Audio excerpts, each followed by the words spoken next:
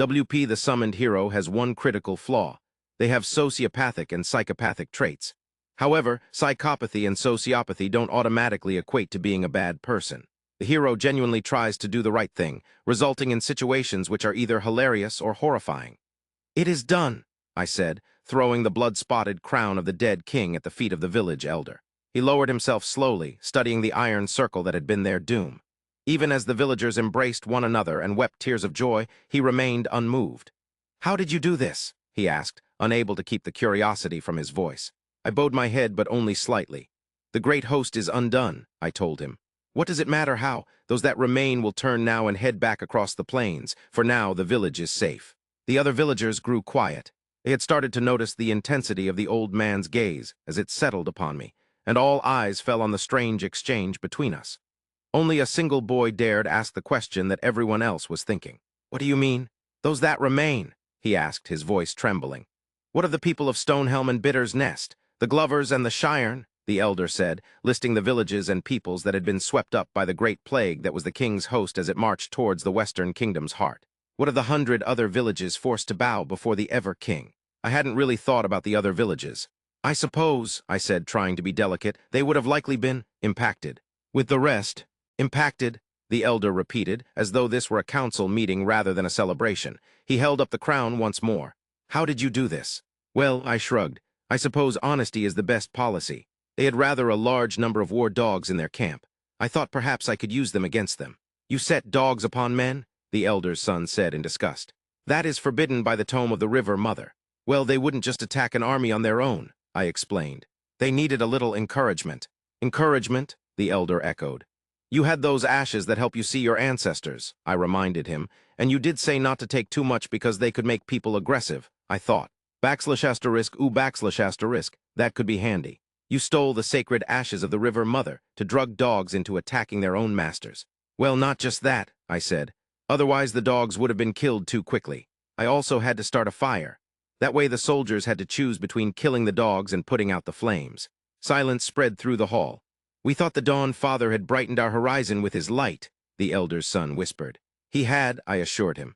"He just needed a little help. Turns out that oil you gave me burns remarkably well. Those oils were meant as gifts for the follower camps so they wouldn't freeze during winter," the elder said, his anger giving way to despair. "Well, in my defense," I smiled weakly, "they definitely didn't freeze." No one laughed. I cleared my throat. "Right then," I dusted off my hands. "Pleasure doing business with you all." I turned and started walking away. I'd made it perhaps 4 steps. "What of the children?" the elder's son called after me. I stopped, closed my eyes, took a slow breath. "Yes." "What happened to the children?" I turned back with an apologetic smile. "I didn't really have time to separate out the children," I admitted, beginning to realize this conversation was taking an unfortunate turn. "But most of them didn't burn." A flash of relief crossed several faces. The followers had mostly starved by then. The relief vanished.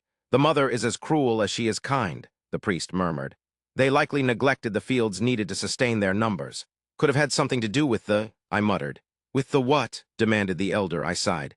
"Well, I did kind of poison the river." "You did ***what?" cried the priest. I rubbed the back of my neck. "I had some vampire blood, and I knew crops couldn't really withstand that. So I mixed it with that potion you made to amplify the effects and poured it into the river." I offered what I hoped was a reassuring smile. It worked rather better than expected. The soldiers kept the remaining food for themselves, the followers starved or rioted, and the riots, fires, and dogs sort of did the rest. "You told me I was making a cure for your mother," the priest whispered, staring at his own hands as though they were stained with the blood of children. "Oh yes," I said. "Sorry about that. I'd asked about making poison, and you said no. Then I thought, ***, he seems like a decent sort, ***. I bet he'd work much harder if he thought he was saving someone's mother." I stopped speaking. The priest had curled into a ball in the corner and begun gently rocking back and forth. "Dogs, fire. Starvation," the elder's deep voice echoed across the village square. "You are a monster." He turned to address everyone else. "We will gather the survivors and tend to their wounds. We will feed them. We will gather the dogs now that they are no longer drugged," he added, glaring at me. I winced. "I wouldn't do that." The elder slowly turned back towards me. "What was that?" Nothing." "What was that?" I sighed. "I wouldn't gather the survivors." "And why not?" I looked longingly towards the road leading out of the village. I was rather hoping we'd all agreed I'd answered enough questions.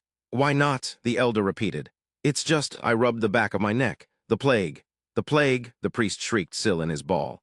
Well, I said, you told me about those men you'd exiled into the desert because they had it, I thought. You know whose army really wouldn't appreciate the plague. So I turned a few road signs around to guide them back. You led plague-ridden men into the king's army, the elder cried. You used plague, the devil's blight, killer of thousands, just to kill a single man, and he threw the crown at my feet. Well, not exactly. I clapped my hands together. I really should be off. Tell it all, the elder pressed again. The king had kind of already been murdered by then, so the plague arrived a little late. The elder blinked, murdered. The elder's son frowned. I assumed he died from the dogs. He counted on his fingers, or the fire, another finger, or the starvation, another, or the plague. He looked at me. How exactly was the king murdered? I closed my eyes, counted to 5, then slowly turned around. Must we? Everyone nodded. I sighed. Well, and I really can't stress enough that this wasn't actually my fault.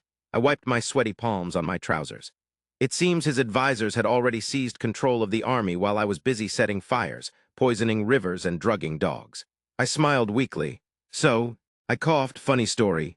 Nobody smiled back. It turns out they'd already decided not to attack your village.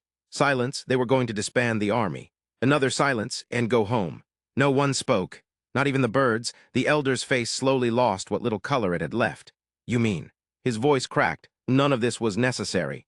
I didn't know that at the time, I said quickly. In fact, I'd already committed rather heavily by then.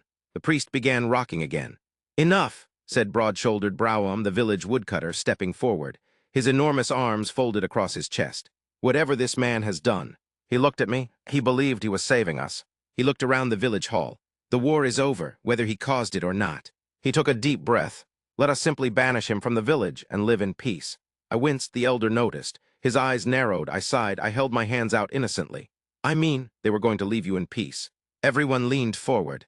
Before what? The elder asked. The killing, and the fires, and the starvation. The priest whimpered, and the plague. So, I continued carefully, the new king. There is a new king, the elder interrupted. Has Mervyn the Merciful took the throne, as we had all hoped? Yes, I said, happy to see the elder was pleased, but he had something of a rebranding. Rebranding. I looked at the ground. Ulfric the Avenger, village bane. Buner of the accursed river mother worshippers. I hear it is still in the air right now, but he will narrow down on one soon.